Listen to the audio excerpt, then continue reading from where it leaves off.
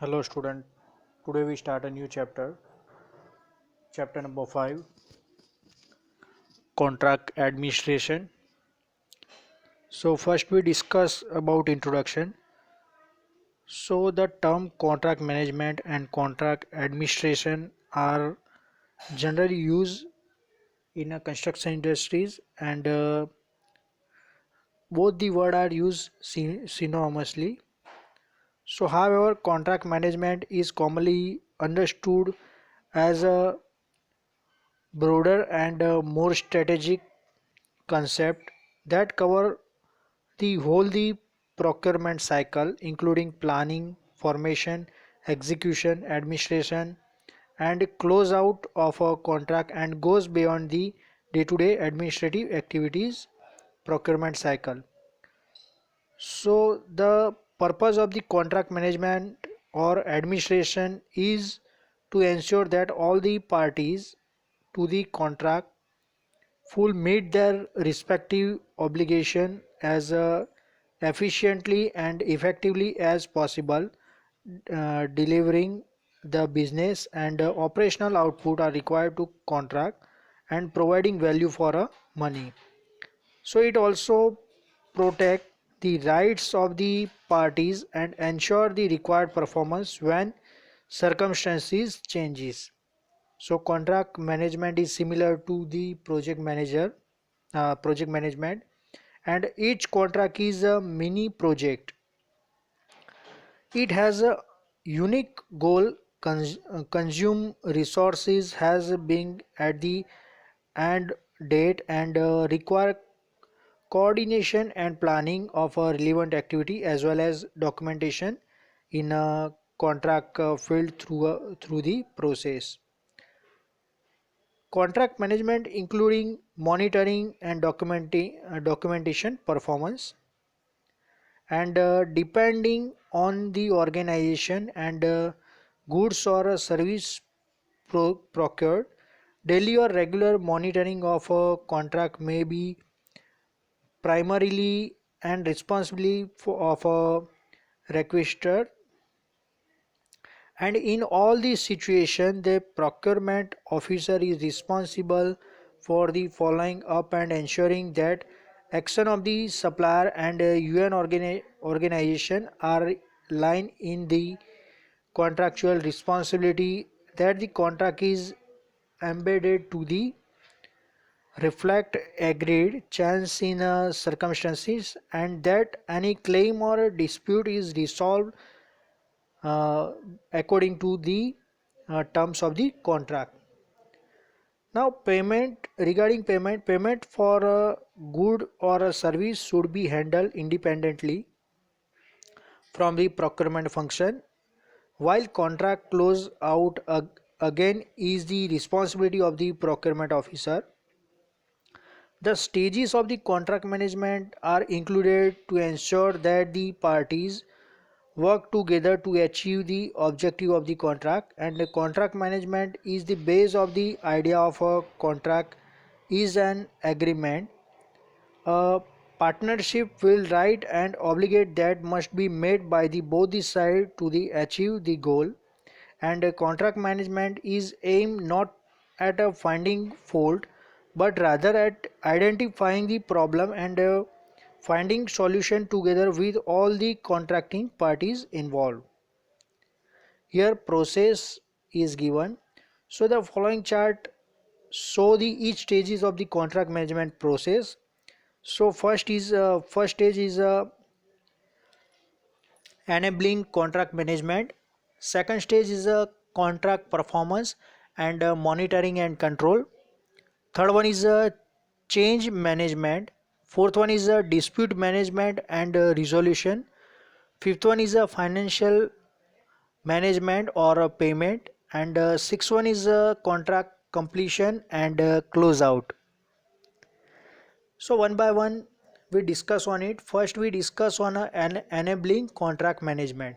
So in this phase the procurement officer ensure that there is a shared understanding, distribution and responsibility and a system and pro, uh, procedure in place of the monitoring and control contract performance, and effectively deal with the potential uh, changes and disputes. And the supplier should be considered a member of the project team, with all the member striving for a success. Upon the signature of the contract, several steps should be taken to ensure that role responsibilities and obligations are clearly allocated among the parties, and proper system and procedure are put in place to the monitor performance and keep effort well focused.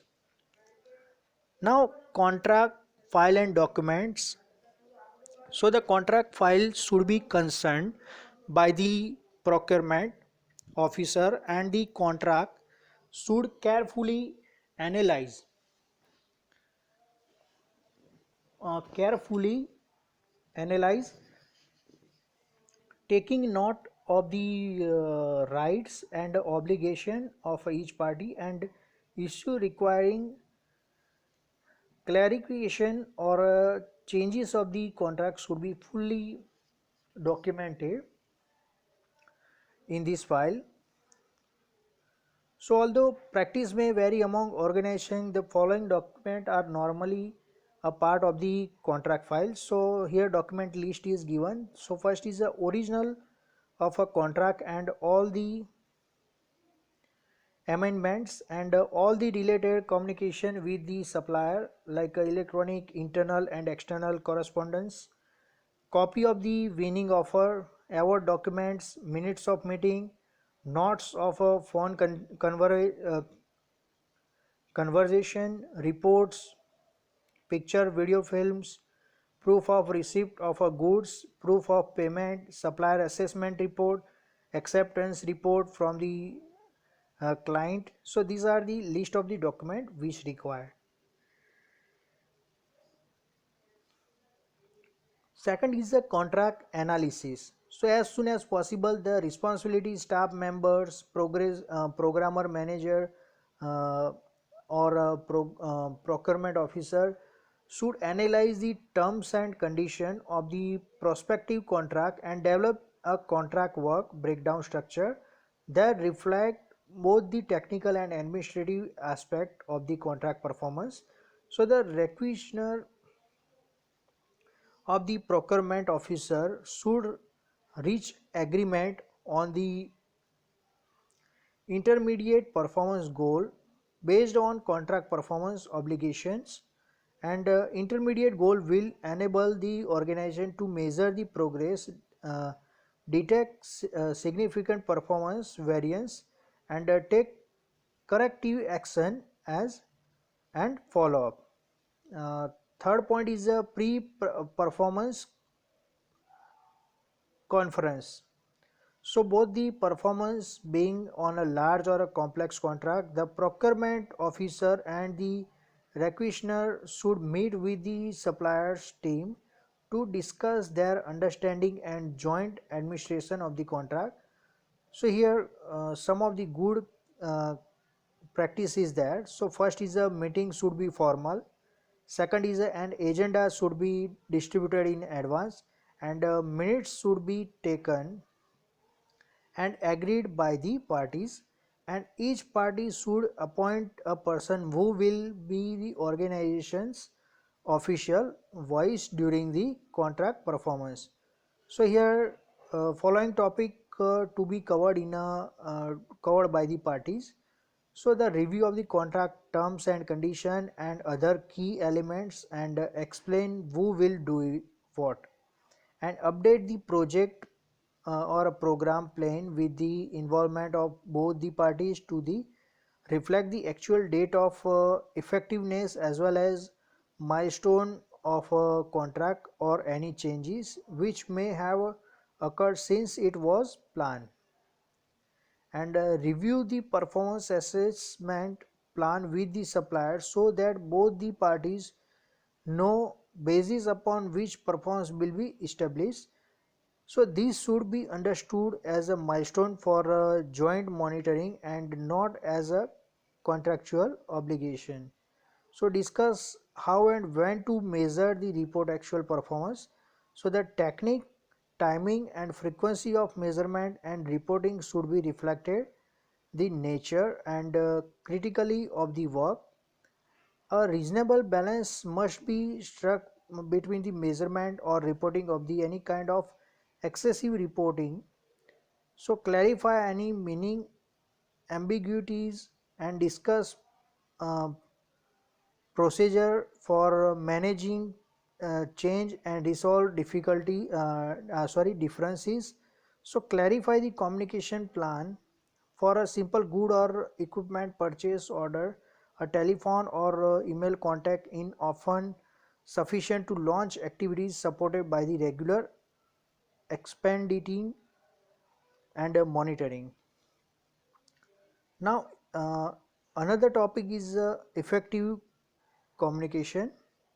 So successful contract management is based on open flow of a communication and willingness to take action necessary for a correction and improvement and facilitated by the uh, uh, attitude of teamwork, seeking to get the best result from the joint efforts, willing to discuss problem without uh, immediate re- recourse to recrimination and to make immediate adjustment that may be necessary to correct problem detected uh, though routine inspection. Well organized oral and written reporting system which highlights the progress and problem and measure against the expected performance and result. And contract performance and progress review meeting at appropriate interval. So for a complex work and service contract, such meeting could be as frequent as every 2 week or as infrequent as good 2 months for a good procurement, and it may be sufficient to have an email or telephone follow up every few weeks. Now here second point, contract performance monitoring and control we discuss in next lecture. So here we stop our lecture. Thank you.